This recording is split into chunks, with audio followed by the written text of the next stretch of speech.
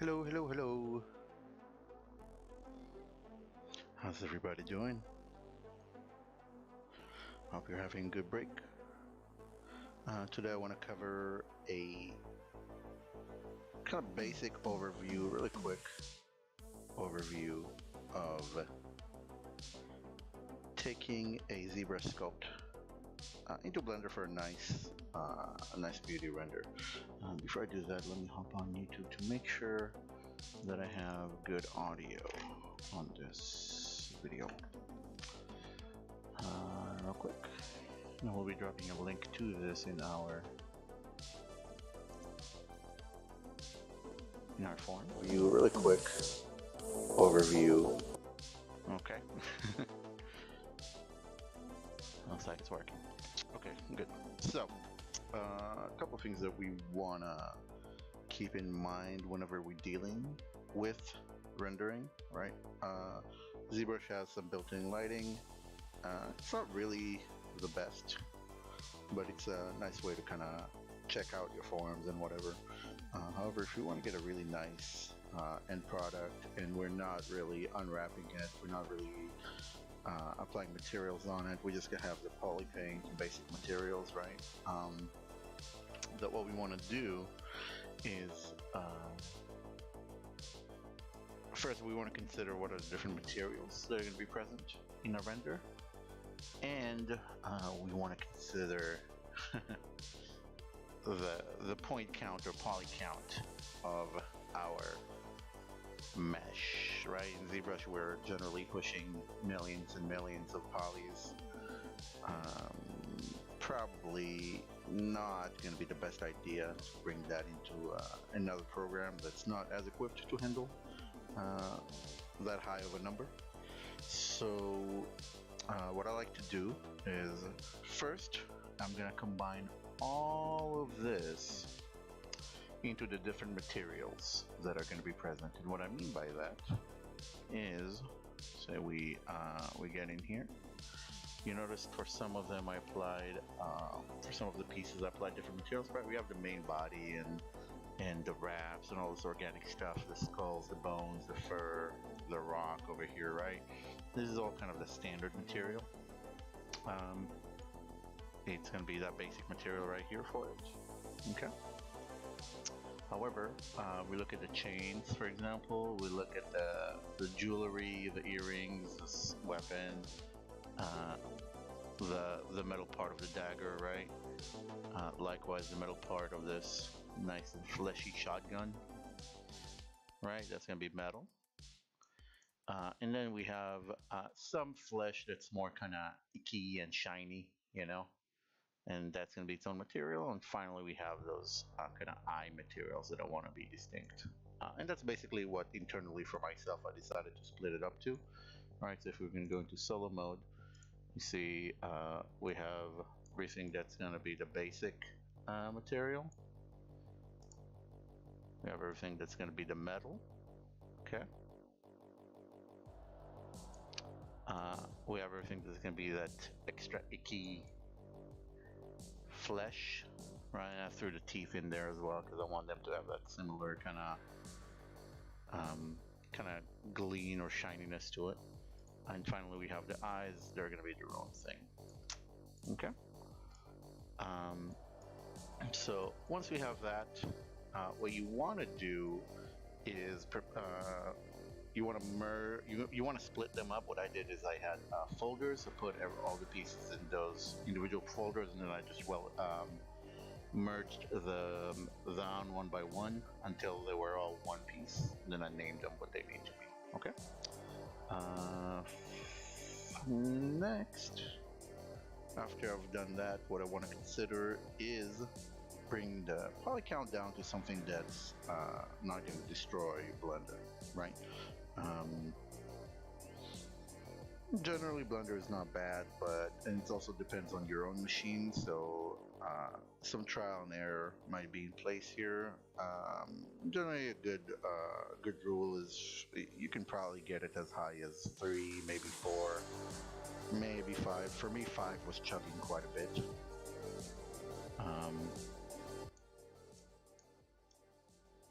bring that audio down. For me, 5 was chugging quite a bit, so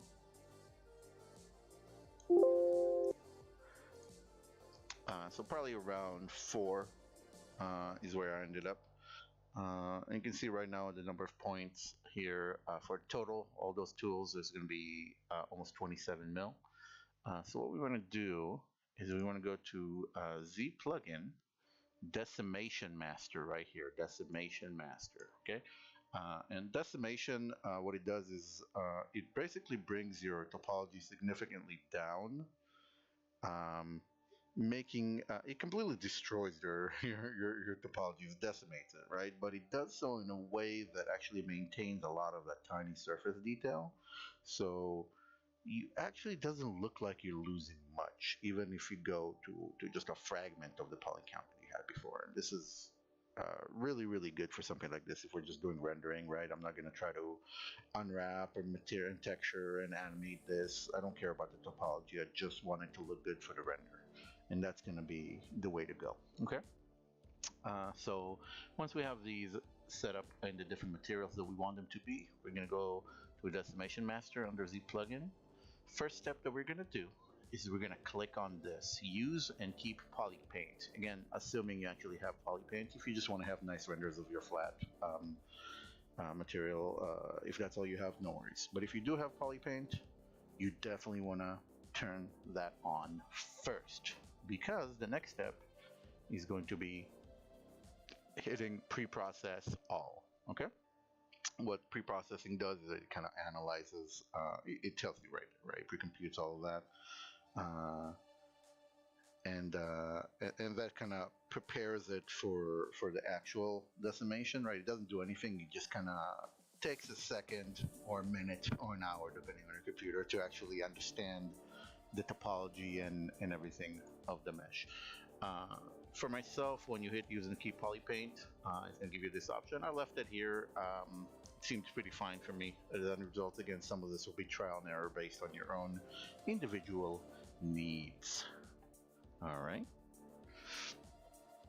So you're going to hit pre-process current. I'm not going to do that for this video. A lot of the steps I'm actually going to skip because my computer is a little bit slow and a lot of these things take a while.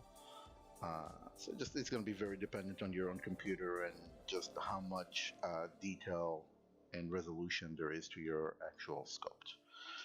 So you're going to hit pre-process current, go grab a coffee, whatever, come back. When it's done, it's going to be ready for decimation. Again, very important that you want to have this on if you have any poly paint, because if you pre-processed it without this on, it's only going to process the forms and not the poly paint. Once you do that, you can have like a target over here. I like the percentages because I know, okay, if I'm at 27 mil, you know, let's round it down just to make life easier, right? Let's say it's 25, right? So 10% of 25 million is, you know, 2.5 million, right? So I can go, you know, I can go between 10 and 20%, and 20% is going to give me around 5 mil, right? So somewhere in between that. I think I ended up going with 15 on this one. And we have a visitor, Deadpoolish. How's it going? All right. So once we do that, we're going to hit the kind of percentage of decimation. See, once you move that, it's actually going to estimate it based on what you have. So if I take it to about 15-ish, or I can just type it, right? It's going to give me that one in thousands of polys, which is really like, let's see, around 10. Okay, in terms of points or whatever. Okay. Whenever you have a nice number that you want between 10 and 20%, this is going to be somewhere more acceptable. Okay, you're going to hit decimate all. Again, I'm not going to do that. For this video, I have pre-done this. Okay, that's going to take a little bit. It's not going to take that long considering you already pre-processed. But you're going to hit decimate all, and you're just going to wait until it's done. And we're going to go ahead and load up the decimated version, which I have right here. Okay. Let that load up. That polish, that's looking so cool, man. How much time did it took you? It took me, I didn't really... Hey, what's up, Brian? Welcome, welcome, welcome. I actually didn't measure my time, which is something I advise everybody to not do. Definitely measure the time it takes you to do things. But I was just doing this for fun for myself, for my projects, just whenever I had time. So it's been on and off for several months. I think I started it last year. So, yep. All right. So, back to this guy. So this is the decimated version, okay? And notice how the poly count all of a sudden from 27, it went down to 27 mil, went down to 4 mil, okay? And I just want you to see this real quick, what it did to the topology, right? So this is what decimation looks like, okay?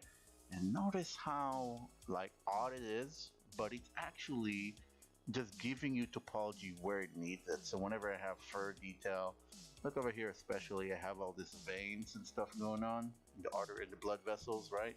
So it kept all of them, it just gives us the detail where we need them, and the rest it just kind of, you know what I mean? Here's one good example right here at the base, right, where I have all this detail over here, but wherever it doesn't need it, it just keeps it nice and low, and it's very clever, and it's a good way to maintain all my sculptural detail. Nice, that polish is new when you started learning ZBrush. Yeah, it's a good program. It's a good program. You can do stuff like this in it. I know I did. All right. So also you'll notice that you lost all the material information, but it doesn't really matter. It doesn't really matter because as long as they're separate, this is ready to export and take into Blender. Now, very important step right here. When you export, you want to export as FBX, because when you export as FBX, this is when it's going to kind of bake in the poly paint, right? All this poly painting that we've done, all this color, all these colors, all this detail, right? It's gonna bake that in, so every single vertex will have the poly painting information stored. All right. So, and just a fair warning when you're dealing with a high number of polygons or vertices, and you know you have a slightly older machine like I do, every step is going to take a while. Luckily, much like my favorite cooking shows, I have done this ahead of time, so we're just gonna hop on and pretend it did. Fast forward. Okay. So we're gonna crank open Blender, and there we are. So this is in Blender. Okay. Same deal. We go to File, we go to Import, and we import that FBX again. Very important. FBX is the one we want. That's gonna be the one that has all of that information. And I kind of took the liberty of already setting up some lights. We're gonna look at them in a moment. We also have a camera over here. We'll look back. We'll come back and look at it in a second. The most important thing here, and just real quick, since I already set this up, and because this is so big, at 4 million polys, right? Even switching modes is going to take a second. Now, hopefully, I'll be able to fill in the space with random jibba jabba.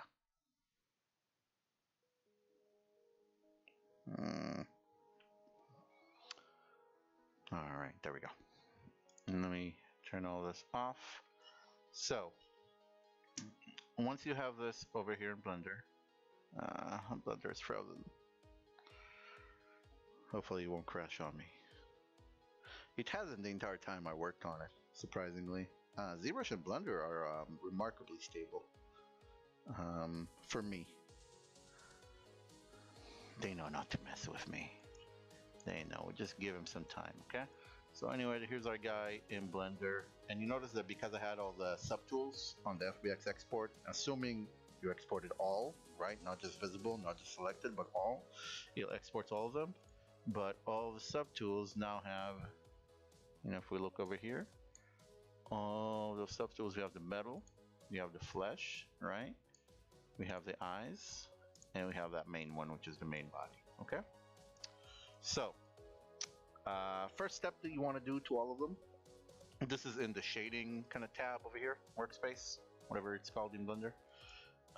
So, what you want to do is on each and every one of them, you want to go to down here. This is Blender 3. You want to go add input vertex color, and that's going to give you this one, and you literally just connect it over here, right there. Okay, so and you do that, and you select each and every single one of them, and you do that same thing. Okay, after you do that, if you click over here on viewport shading, you will see your colors, and of course it's going to take us a second. This is going to be on HDRI, which is not going to be our final render, but it looks nice here. Just give it a second to load up all those textures, which hopefully will happen.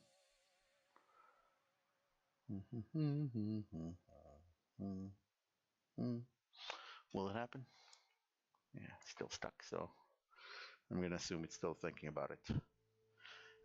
That's going to be one thing that we're going to have to deal with whenever you're doing these renders. When you're dealing with like very high poly stuff, everything's going to be slow unless you have an awesome machine, in which case, hey, buy me one too, and I'll make videos without those awkward pauses. It's going to be great.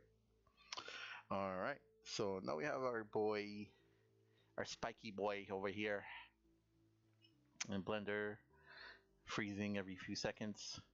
It's awesome. But we're going to start to see the color, so I'm just going to kind of tell you how to set up the other things, and you'll have to take my word on it because everything was chugging every step of the way for me. But I'll tell you what to set up. So there we go. So right now this is the materials. We didn't have any lighting or anything, and what I did is literally on here, notice every time I select one, some of these values over here change, right? And that's what that is, because I went one by one and set up a lot of the other things here after I plug in the vertex color to base color. So for example, on the metal bits, I took the metallic all the way up, right? If it's down somewhere, right? If I bring the metallic down, for example, all the way to 0, right? It doesn't look quite as metallic. Okay, you can kind of tell what difference it makes if you've been working with any kind of PBR, physical based rendering. Then you should be familiar with this. Okay, we have things like render roughness, right? More rough is just gonna be, you know, less shiny. Less roughness is gonna be hyper shiny. Look at this, super shiny. Okay. And this is something that I encourage you to kind of have some sort of real life reference to kind of understand what you're going for. Okay. You don't want to have too much. You don't want to have too little. Okay. And you want to do that for all of the above. For my eyes, I actually ended up not being too happy with the color. So probably what I'm gonna do, I'm going to go over here to add input. Let's do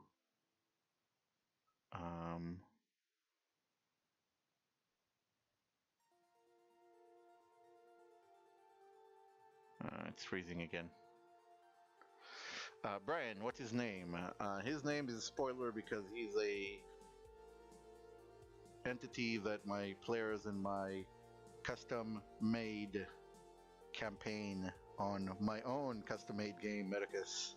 He's one of the villains that our players will be facing, so I cannot say yet. However, the race and the species and kind of role that this kind of creature plays, it's a Decimation hunter. Decimation hunter. All right. Let's see. What was it? Color. Let's do a hue saturation right here. Okay, so if you want to change what you have, notice how I dropped it right there in the middle, and now this goes over here, and then this one enters over here, and now we can do things like making it lighter, darker, right? Values. If I wanted it a little bit darker, like so. So I wanted to bring the saturation down or up. I think just a little bit darker sort of works for me. And I might do that for the fleshy bits as well. Saturation brought up. I'm just going to leave it at what it was. 0.5 on the keyboard. Value a little bit darker is fine. Like this. And you know what? I feel like I want to make the flesh a little bit darker. Let's just see. We'll just see how it works. Color, Hue Saturation, and if I drop it, notice how I hover over it, and now it's lighter. So I drop it right here. There you go. And now I can bring the value down and make it a little bit darker. There you go. Okay. Look at that icky tongue. Disgusting. Okay. Some other value that I'm stuck again.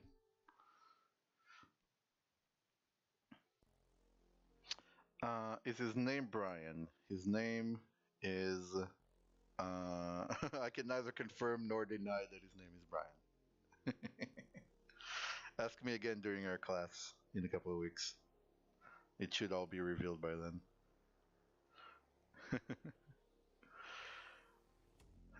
But yeah, we can say it's Brian for now. Why not? This is Brian. Alright, so this is the HDRI. It doesn't use any of my lighting. But before we do that... Damn it, Chris!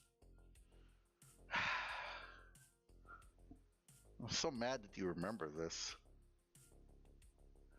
Yeah, it's Brian, Chris, alright? Just leave it alone.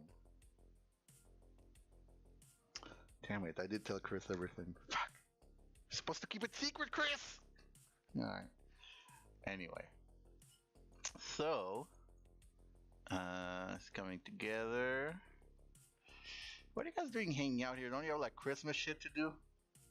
Anyway.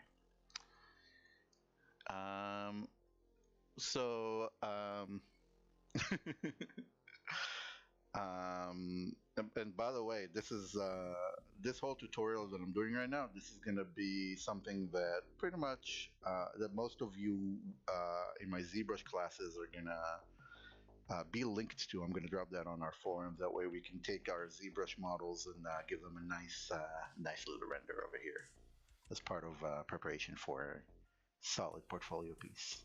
Okay. But Brian, you're going to be in character, so for you, it's going to be an engine, probably Unreal. But Chris, your dog and your wolf are probably going to end up getting this treatment.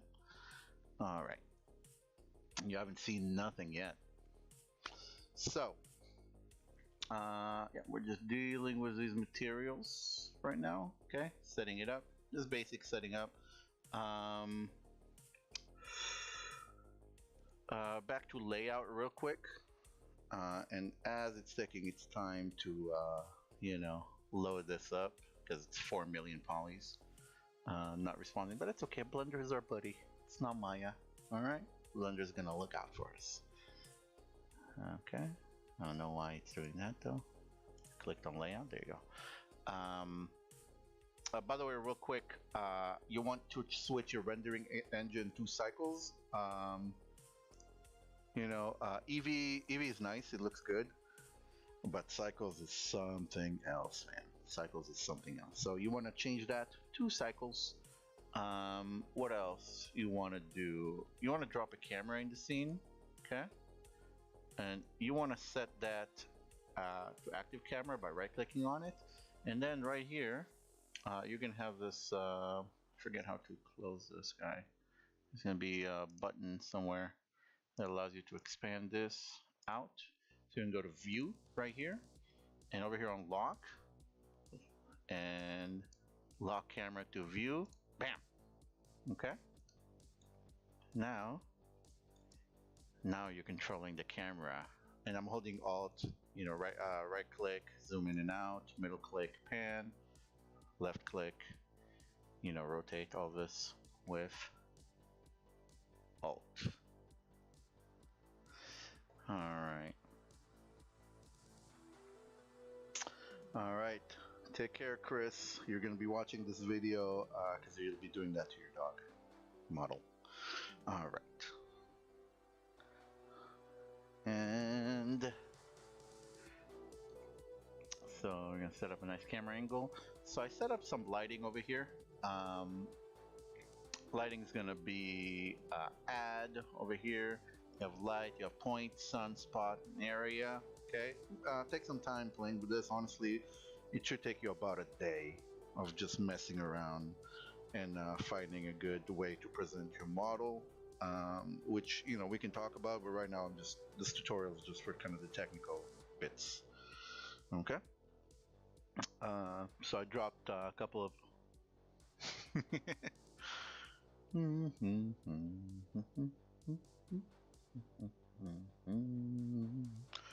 my computer is so old. Okay. So I dropped a couple of those lights, right? This is an area light. Set them up, give them, once you have it selected, you can go right here to light. You can give them colors. As you can see, I made one cool one coming from this way, one warm one coming from this way. I have also sunlight. Give me some blue light from above. This is just based on my own references, and then a neutral one that maybe I'll drop right somewhere here. Okay. So we have the camera. Okay, right here. All right. Let's go ahead and select that camera. You can change the focal length if you want. I like 38 millimeter. That's me. It's up to you what you want to do. Okay. What else do we want? Depth of field if you want it. It's really cool. You can set it to 1 meter. Okay. It's all good. You can go back here to render. Cycles supported. I like to put it on GPU compute. I don't know if it doesn't makes any difference. You definitely want to have denoise on. Okay. And you're gonna have to mess with the noise thresholds on these. All right.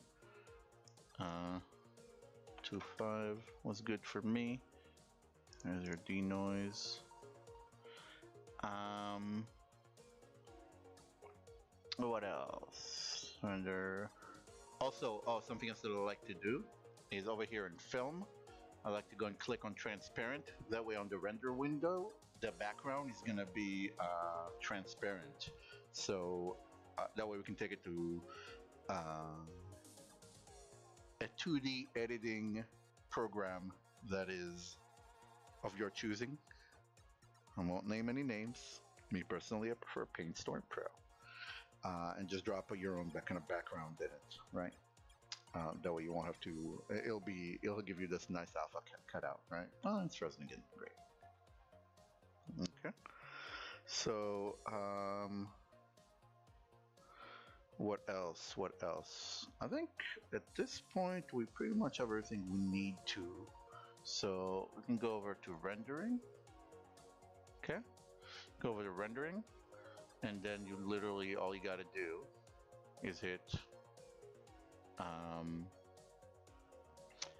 By the way, over in layout, if you want, you can actually click on this, and it's gonna give you a very nice preview of the render. It's gonna take a while, right? And the render itself is relatively quick. But if you want to get a general idea of what it looks like, I'm gonna click on this, let everything freeze for a second, and just give you a little taste of what we're dealing with in the viewport. Okay. It might take a minute or so, but either way, once it's looking pretty good on the preview, you can go to rendering and actually create a nice render. Okay, now it's going to start, and you're going to see why cycles really stands out. Really stands out in a big bad way. Okay, it's going to do its passes. I think I'm probably a little bit too far on the samples, So I might need to tweak those. I need to tweak a few things here, which is fine. We can go back to that camera. And we can do adjust focal length.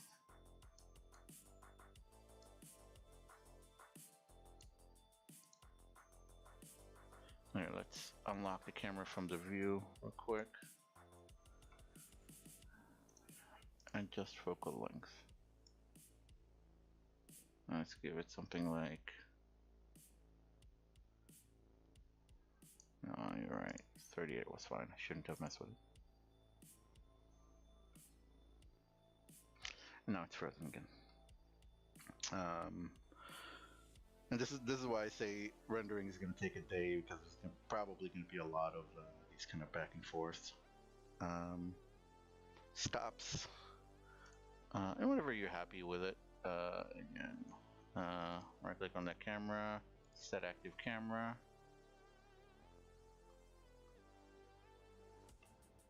Right here, unlock camera to view.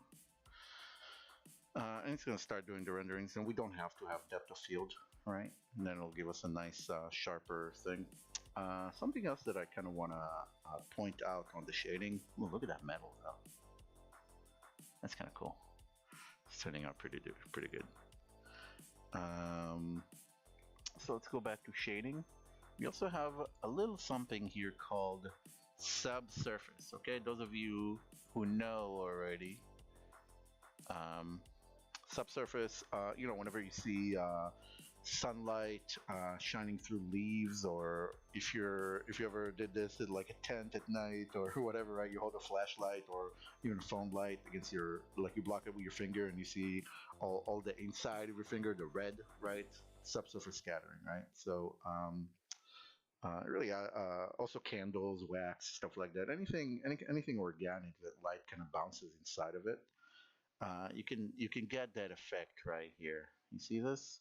And this really adds a lot of realism. Okay. So, and again, this is just still kind of preview, but you can get it looking pretty cool. And that's going to be that subsurface scattering right here. Give it a low value. You don't want it too high. You can give it a color. I gave it some reddish, right? Like dark red. Okay. We got a specular. I would recommend kind of messing with these, until you get the results that you want. This is why it's going to take you a while. Whenever you're ready, you can go to rendering, and you're gonna hit, and you're gonna wait for Blender to not be frozen. And once that is done and ready to go, basically just gonna go. I think it's Control Enter if I remember correctly.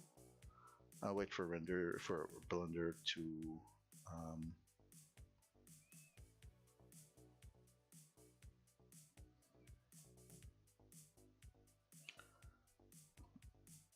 those of you who are watching this video years down the line, I was just reacting to some students in the chat. Alright, so, but yeah, whenever you're done, you're just gonna, it is Control Return. So Control Enter, you're just gonna render that image. Okay, it's gonna take a second. And once that image is rendered, you're gonna go to Image, and you're just gonna hit Save As, and that's it. You know how to save. Alright? And let me give you a quick kind of sampling of a couple of things that I rendered earlier today. Just a couple. I rendered this guy right here. Hold up. Let me drag it over to this monitor. Okay. There. I rendered this guy. Okay. This is with depth of field, so you notice how the axe is really sharp and the hand is really sharp, and then it kind of starts blurring out. Okay, and that background is transparent, so I can take it into any 2D editing program and just give it a nice like fog or something. I don't recommend doing anything crazy in the background, right? But this is the lighting. This is what I rendered. What did I do? What else did I do?